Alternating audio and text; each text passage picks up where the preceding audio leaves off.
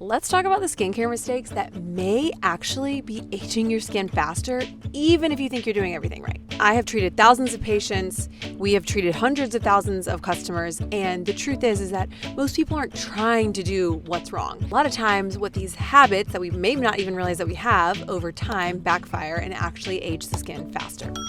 We're going to stop all that today, okay?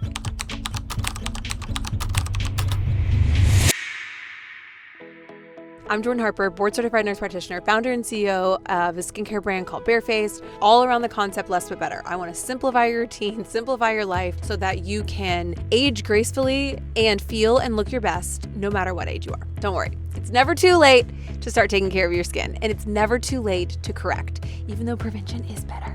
But it's okay because we're all making mistakes. I'm over here in the tanning bed, every other day starting at 16 to 18. So, I'm here to tell you that there isn't anything that cannot be corrected. It just takes a touch more work to correct anything that is damaged. Okay, mistake number 1, over-exfoliating.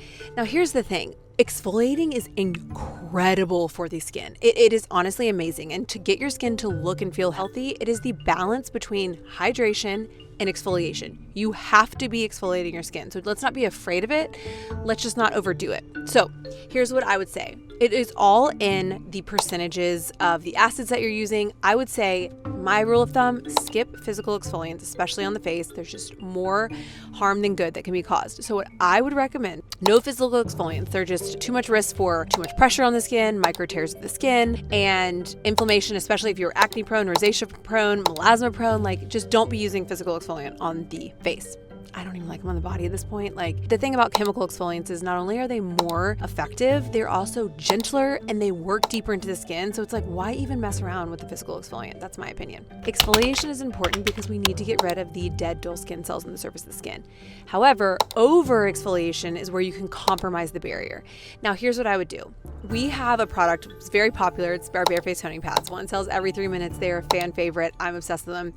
They are formulated for daily use. So I would say even if you're new to them or if you've never used an exfoliation, start exfoliating, 3 times a week just to see how your skin tolerates them. Even if a product is formulated for daily use. We have some patients and customers that use them twice a day. I personally use them twice daily. And if you're acne prone, you probably do want to use them twice daily. But here's the thing. So with an exfoliating product, you want to see how often it's recommended to use. And what I see is sometimes you're using a product that should only be used a couple times a week, daily, and that's where the problem comes in. So here's what you're going to want to do. We have another product called polishing pads. This is a deeper exfoliating treatment. Now, if you use this every day, that's too much exfoliation for your skin, and that's when problems start to happen. And problems means you damage your skin barrier, making it more sensitive, red, inflamed, irritated, potential melasma flare-up, rosacea flare-up, breakout. It's like the phrase, too much of a good thing. No, wait, what is it? Too much of a good thing is a bad thing. I don't even know if that's a phrase. But the point is that you need to do it in moderation. So our toning pads, if you use those, or a gentle exfoliant can be used daily. But a deeper exfoliant, a lot of times that means it has higher percentage acid. So polishing pads, they have a 15% glycolic acid. You don't need that every day on the face. Now your body can tolerate it, but you don't need it every day on the face. So using exfoliants properly is going to make your skin healthier. It's going to make your products work better. It is really important. So don't be scared of them. Just don't overdo them. If you have over-exfoliated your skin, and meaning if your skin just feels sensitive, reactive, I would say my recommendation would be take a step back, do all gentle skincare, and then slowly add in products because you might need to strengthen the barrier and kind of get your skin barrier back intact. And really this started happening I believe this started happening 2020, and people were using this product. I think it was by The Ordinary, and it was a red little squeeze product. It was a really high percentage of acids, and it was really irritating people's skin. I noticed an impaired skin barrier being a topic and being more common really after 2020. I think it's because people were just doing too much to their skin. And that's really why I always go back to less but better. It's just never going to steer you wrong when it comes to skincare and honestly life in general. So, okay.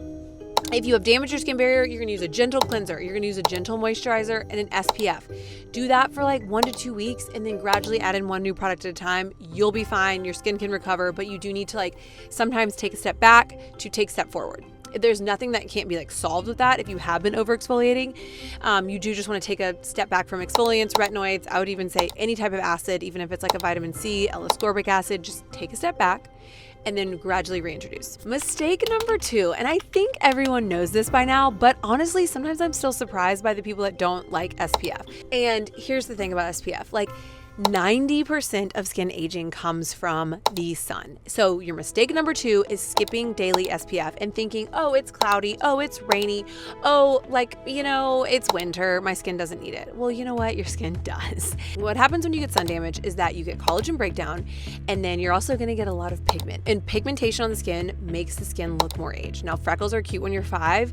When you have full-blown like sun damage and like age spots, they just age the skin more. I'm not saying like we should be afraid of aging. I'm not saying, if you like your pigment, that's great. But if you want your skin to look healthier and more youthful, reducing some of the pigmentation, the dark spots, is going to do that. I think it's a misconception that wrinkles make the skin look old. It's actually pigmentation more so than wrinkles. And so if you can mitigate and minimize some of the pigmentation, then it's a great way to make the skin look more youthful. 1, if you're making this mistake, add in SPF.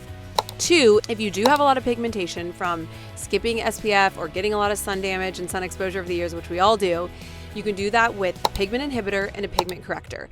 I love a vitamin C, obviously a daily SPF, you need an exfoliant, and you need a pigment corrector. We have a brightening serum, but if you have really, really severe pigmentation, then add in a hydroquinone, that's a prescription. So there's a lot of ways too, office treatments that can treat this. So if you have a lot of pigmentation, you start with a solid skincare routine, you make sure you're using a daily SPF, you're using an exfoliant to get off the dead dull skin cells. You're using a vitamin C, a brightening product, a retinoid to boost cellular turnover. It's not just one thing, okay? Then you do that for 6 to 8 weeks. Then you do an office treatment to address pigmentation. You could do an IPL, you could do a Moxie. You want to do something that's addressing pigmentation, like a chemical peel, and then you keep using your skincare, and that's how you reverse all the days of skipping SPF. You're still gonna have some of the collagen breakdown, still gonna have some of the aging, but that's a really great way to kind of like rehab the skin if you have years of sun exposure, which again, I really believe like if you're 30 or older, that's probably you, just like it's me. Thank you so much for joining us. Don't hesitate to ask any questions, and see you next week. Don't forget to like and subscribe.